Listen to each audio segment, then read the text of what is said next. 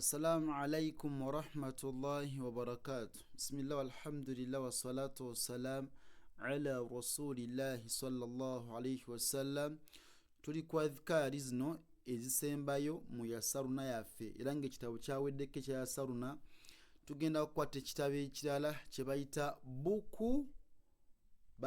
buku Iqra.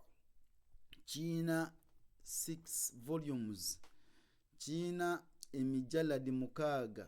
Tugenda kisoma insha Allahu tabaraka wa taala. Tuyina ashhadu an la ilaha illa Allahu wahdahu la sharika lahu wa ashhadu anna Muhammadan abduhu wa rasuluhu.